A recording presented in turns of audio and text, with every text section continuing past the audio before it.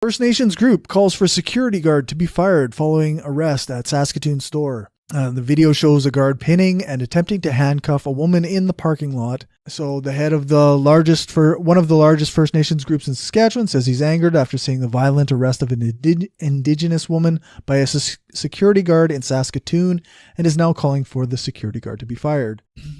Chief Bobby Cameron of the Federation of Sovereign Indigenous Nations, which represents First Nations across the province, says the incident, which was captured on video, is just one instance of violence Indigenous women face.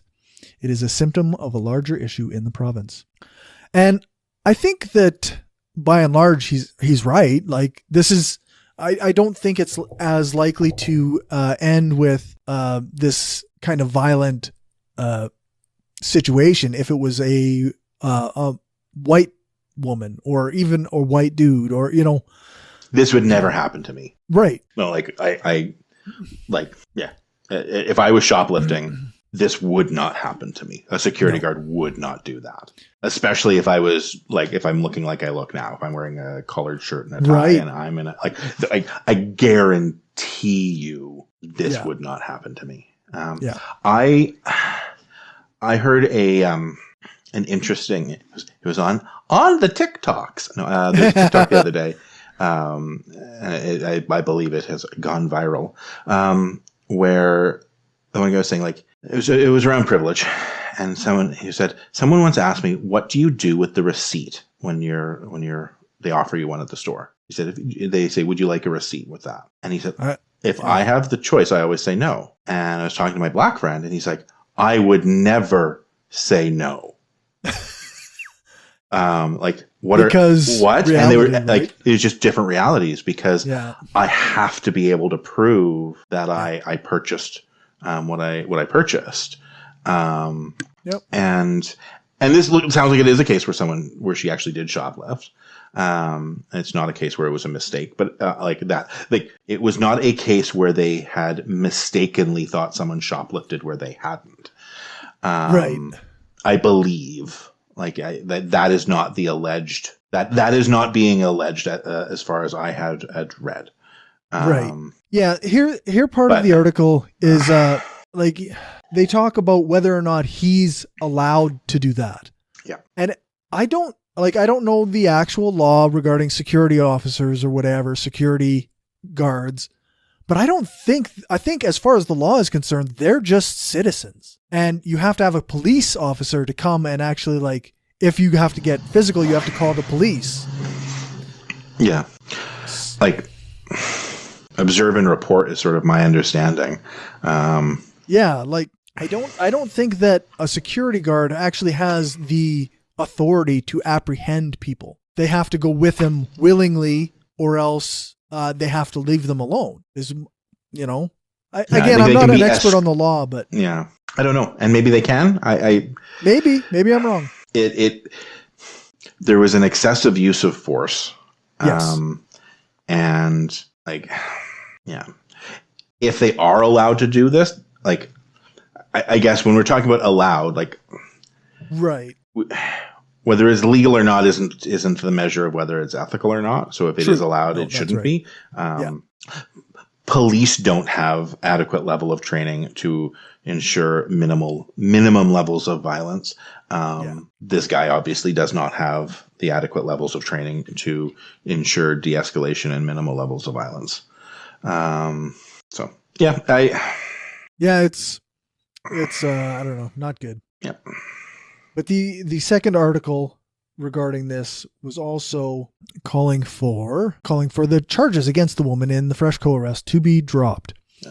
And the argument says, he says it's 2021, systemic racism is alive in the city of Saskatoon. And, violence against Indigenous women needs to stop. So because of the violence involved in the, quote unquote arrest, the tribal council wants the charges or the chief of the Saskatoon Tribal Council wants the charges to be dropped. Yeah. I think I got to agree with him. Like, I think that the circumstances surrounding somebody's arrest or what have you should play a role in whether or not these charges stay. But maybe that's just because I'm obviously Yeah. got a perspective. We got a perspective. I go back to like, I know I would not even get caught if I tried shoplifting. Right. Nobody'd even suspect. I'm not good. I wouldn't be good at it, but so like maybe I would. So, but like the number of times I have, whatever doesn't get swiped properly and it beeps as I'm leaving, and they just wave at me and do the thing, right? Like, yeah. If I wanted to, I could go buy $20 worth of stuff and steal $50 worth of stuff and walk right out of there. I could do like the whole put stuff in the bottom of the cart. Like there's all of those, like I could easily get away with it and it wouldn't be an issue. And even if I did get caught, they're not pressing charges against me. No. Like if I got caught, there's no way there would be any sort of charges laid. Like I certainly wouldn't be tackled in the parking lot. I could say, "Oh, oops, I forgot. I was just carrying it. I was going to pay for that. Don't worry about it." Yeah, that's right. And if the police showed up, and it could be obvious, it could be on camera that obviously wasn't true.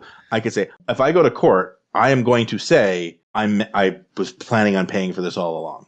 I hadn't left the store yet or whatever, right? Like, and at that point, they're not going to charge. They're going to say you're not allowed back in the store. They're going to, do whatever. But yeah, you're definitely not going to actually have to face these charges like that.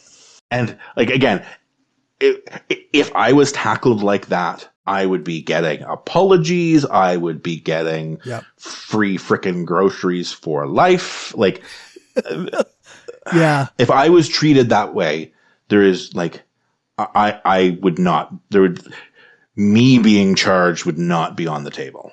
No, that's right. It would be, like you say, the roles would reverse completely. Oh, absolutely. Right. Because then it would be, at that point, the power dynamic shifts, and then the security guard is the one who's in the hot seat. Yeah. So anyways, it's, it's systemic, right? They talk about this as a bigger issue. This isn't just this one woman and this one security guard. It's indicative of a larger issue. Yeah. And I understand I understand that many of the people who think, oh, well, she should still be charged because she broke the law, have this idea that the law should be applied regardless of race or regardless of circumstances. Like the law should be blind. And the problem is it's not. The problem is it's already not. Yeah. So it's the idea that, oh, we shouldn't just let someone off because of circumstances. We should still apply things in a level manner. It is a bullshit argument because you're not starting from a level playing field to begin with. So. That's right. Yeah.